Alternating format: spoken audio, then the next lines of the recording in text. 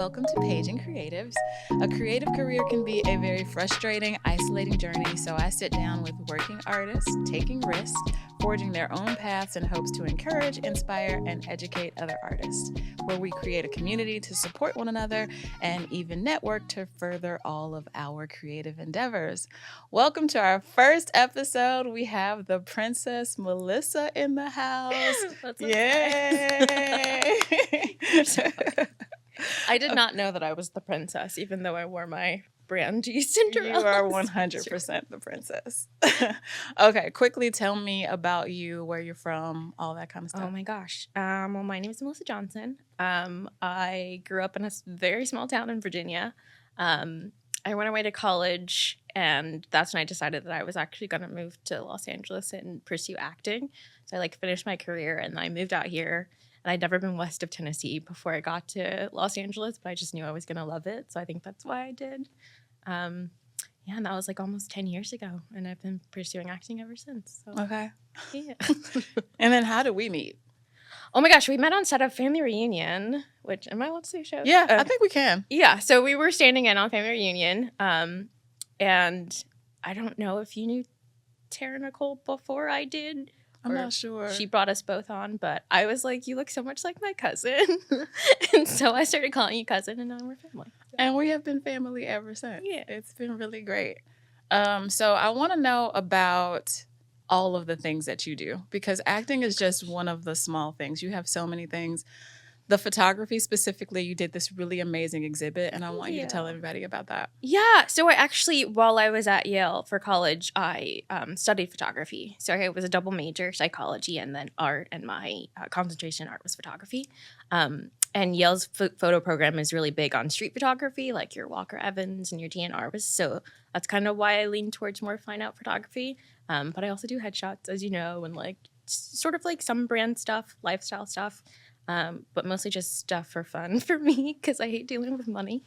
So there's photography, and I'm in the Black Women Photographers group, which is the exhibit that you're talking about. We had our first group show, which is really amazing. Let's see what else. I know Tessa Thompson actually she was raving about it. Everybody really loved that show. That was so cool. I think so. One of our photographers, Kate Starlin, who's amazing, is best friends with Tessa. So she invited her, and I was so glad that she came out to support her because it's big stars shouting you out. That's a big deal, even if they are just your friends. But acting is the main thing, right? Yeah, I like to say acting is my first love. Not that if I could set up my career, it'd be 50% acting, 30% writing, and maybe 20% directing. Mm-hmm. And then just photography and stuff would just be more hobby things. Because I mostly like doing things for the art of it and the creativity. But when I have to think about charging people and how much it costs and stuff, that just takes away a lot from me personally. But then it takes up a lot of time. So if I do it, I have to charge for it. So it's but yeah, I definitely want to be acting more. Love standing in. It's fun. And I meet great people. But I need to be in front of the camera while it's rolling because enough of that. Yeah, I mean, a stand-in job, it can be, because both of us have gotten actual roles from standing in. Right, so not going to knock it. But at the same token, it's still being extremely close to something that you really love and something that you want to do and extremely far away from it at the same time. Dude. So it can be a little daunting. The worst thing for me is watching a TV show where I know the character is perfect for me and I could do it really well, and knowing that I never had the chance to get it. It's it feels like a slap in the face because it's I know I can do it. It's you're gonna give me. I have all the skill sets for thing. Say you know how to ride a bike, and you're surrounded by bikes, but you don't have one. It's the worst feeling in the world. It's not fair. But. Yeah. I mean, part of that is why I wanted to create this because, again, reiterating, it can just be isolating and lonely and a lot of disappointments.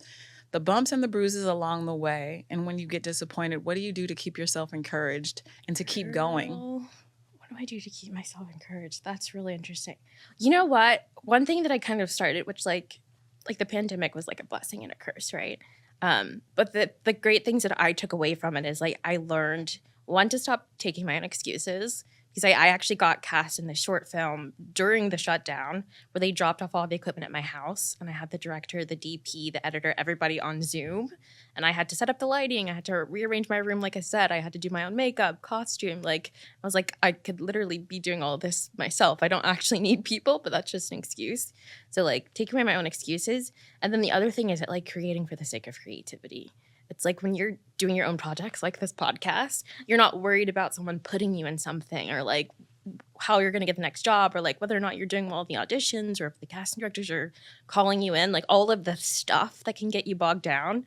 But if you're just creating, then you're fulfilling that deep desire, which is the reason we get into acting anyway, right? It's like you want to be doing the roles. You want to be exercising like your creative muscles and like exploring worlds and storytelling. So like that's why I love TikTok. I discovered like TikTok during the shutdown, and I was making all kinds of like short videos and stuff. And like for me, that was fulfilling enough that like I could do the audition, forget about it, and not worried that I didn't get it, because it's like getting the audition for me became the job. And then if I got booked on something afterwards, like that's the next job. You know, it's not like, so it's like a lot easier for me to not get disappointed because I'm not expecting anything out of it other than doing the job when I get the audition. Not to say I haven't been disappointed. No, I know a part of that, all of that is appreciating the journey. Yeah. But that can still be. When I found out I didn't get the role for Naomi, I cried for like 3 days. So sometimes you gotta like just process your emotions and like let it go through. But otherwise, just focus on what you can do. I guess is my takeaway. Mine has been taking the writing a little bit more serious and taking it to a production space. Yeah. And shooting shorts, which I won't do that anymore. I shot a couple of them. And it's better if you do have the resources to probably just shoot a feature and then sell it, maybe throw it up on Tubi or something like that. But have you been shooting any of your own material in that way? That's actually the goal this year. I'm like a chronic nerd. So whenever I like get interested in something, I want to learn everything. So I did like a master's program in writing, and then I did one in film and media production. So when I was in those programs, I did a lot of like shorts. But since coming out of them, I haven't really done my own things. I've more like help facilitate other people's work or like acted in them, produced for them, like just help out however I can. But I've done a lot of writing with my writers group, and I really want to do some proof of concepts for the pilots that I've written this year, which we talked about today. But we can't tell you what it is. But yeah, that's a goal for this year for sure. I have to keep up on time, and for some reason my phone cut off, so now I know what we're doing. So I know that a lot of times our parents, our families, thank you, they have very clear ideas about what they think that we should be doing. And sometimes it definitely isn't anything even close to entertainment because there's no security in that. How does your family feel about what you're doing? Funny. People always ask me that, especially when they find out I went to Yale and then I came to pursue acting.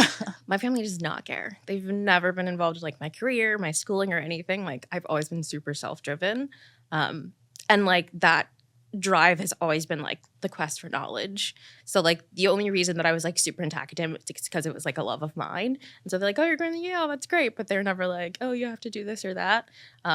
I placed it upon myself that I was like, oh, you're going to Yale, you have to be a doctor or a lawyer, and you're going to study neuroscience and become a neurosurgeon. And then I like hit rock bottom in depression like junior year. And I was like, no, I'm going to finish out this program. I'm going to move to LA and I'm going to pursue acting because that's what I love. And so that's what I did. And now I think they think it's great. Like no one in my family is in film or media or anything. So like they see you in the background of something and they like freak out. Which is I love that. It's like, oh my God, like you guys' background is horrible. I mean, it's fine. I actually don't mind doing background work. Like it was part of my education moving to LA because I'd never really been on a lot of TV film sets. So I learned so much just like talking to crew members and like listening to like what ones are and like things like that. So like I really appreciate it. But yeah, my family, they don't. I mean, I could be like, oh my God, I'm in the background of some Marvel movie and you only see my finger and they'd be excited, you know? So yeah, they're pretty cool with it. Right. Like not horrible in the sense of it is a great opportunity. You meet people. Yeah. But it's still one of those things where it's tough and you can be treated horribly. That's the thing. It's like the work itself is not that bad. It's just because And Hollywood is still going through a lot of like growth and changes and things like that, which is great. But there's still sets that go by like the old standards of like that crazy hierarchy where like background is like the low of the low. And like you hear rumors of actors referring to background as like roaches and stuff that's like crazy. It's like, no, they're human and they're an essential part of the process, an essential part of the team. But like I've worked on a lot of sets more recently where that is the mentality. And I think that has like redeemed the idea of background artists for me, which is really great. Like people who like actually treat the actors like they are actors and they're essential because they are. But yeah. I mean, they definitely are. If you watch any scene on and nobody's film, walking TV. around, you're like, is this apocalypse or is it the shutdown again? Sometimes the background artists are so like sometimes I pay attention and I'm like, wow, those people are really intentional. They are really giving this scene and it's pretty great. I love watching background, especially if it's someone that I know. I'm like, oh my God, I know them. And they're like having their own storyline behind. I don't even care what the actors are. Are you using anything like any of your Yale connects or anything that has to do with, I mean, because that's Ivy League education. That's a big deal. Yeah, I wouldn't say using, but I'm plugged in. So there's this group called Yale in Hollywood, which is just like a collective of Yale alum who are in film industry. And I'm on the board. I'm the mentorship chair. My goal actually is to like get to the level in my career that like I can strengthen this like alumni network and be able to give back more to people who are newer to the industry. Unfortunately, not a lot of the bigger names in our alum network are part of the Yale and Hollywood group. So like Angela Bassett went to Yale, but she's not like, coming to our Yale and Hollywood events. We do sometimes like for the bigger people, we'll just have like one-on-one chats and then people can like chime in and like ask questions, sort of like we have these things called master's teas at Yale where like the head of college would like invite important people and you could ask them questions.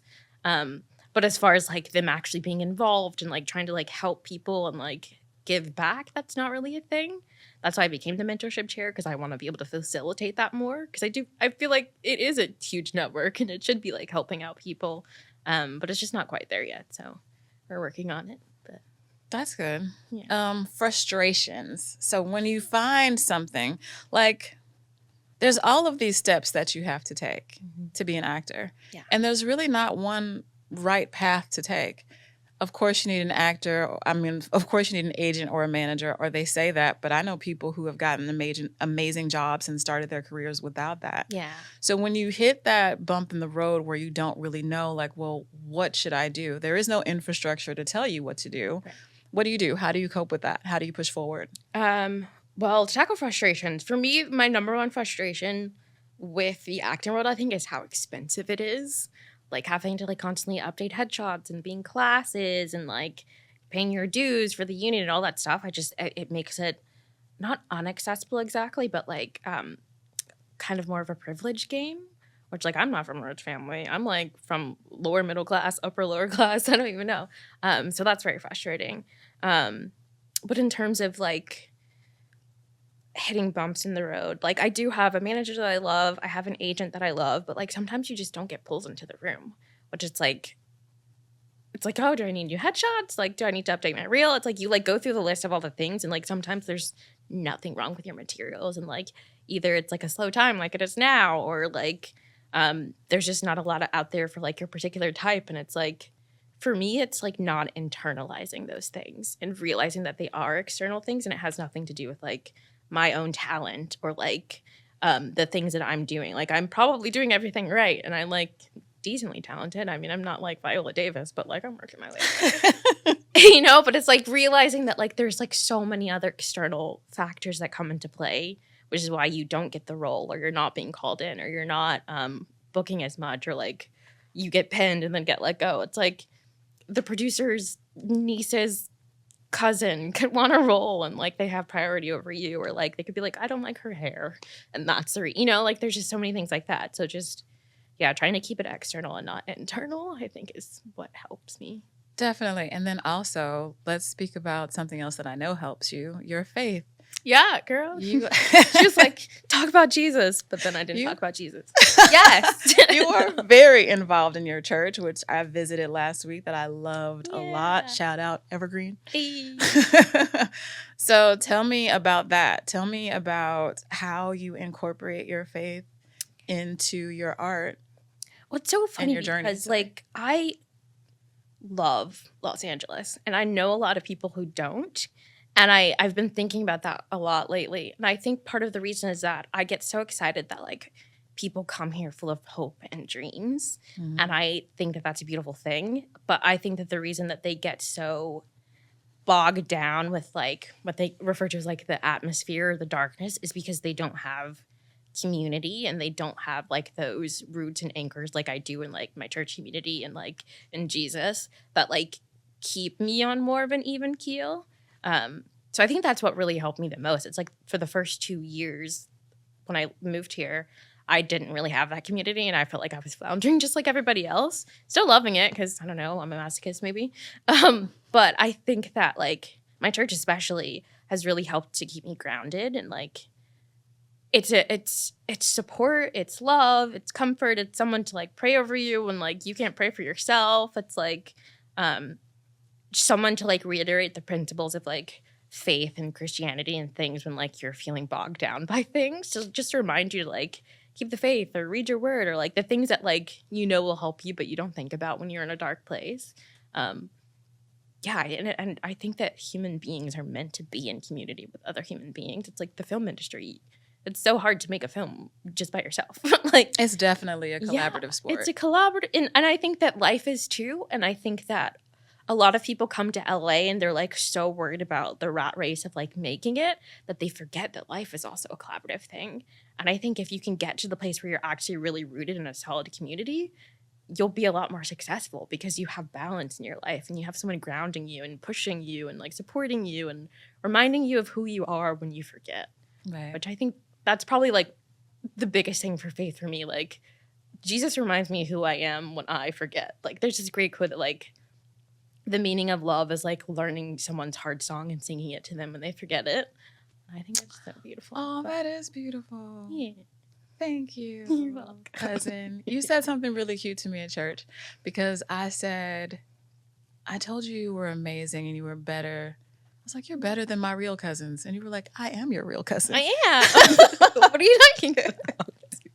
Which is why, like, we have to talk about the jackets. So I always steal your jacket. And I was like, today I'm going to wear mine. I'm going to freak you out and make you think I still have your jacket. How funny.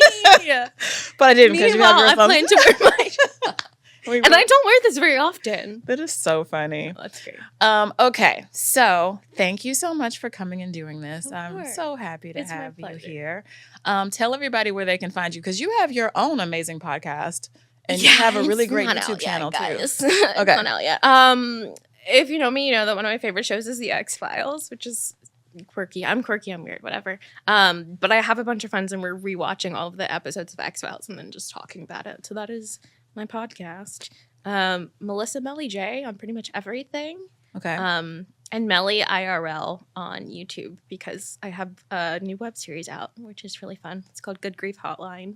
Yeah, that looks really cute. Thank you. The character was modeled after me. That's why it's so pink.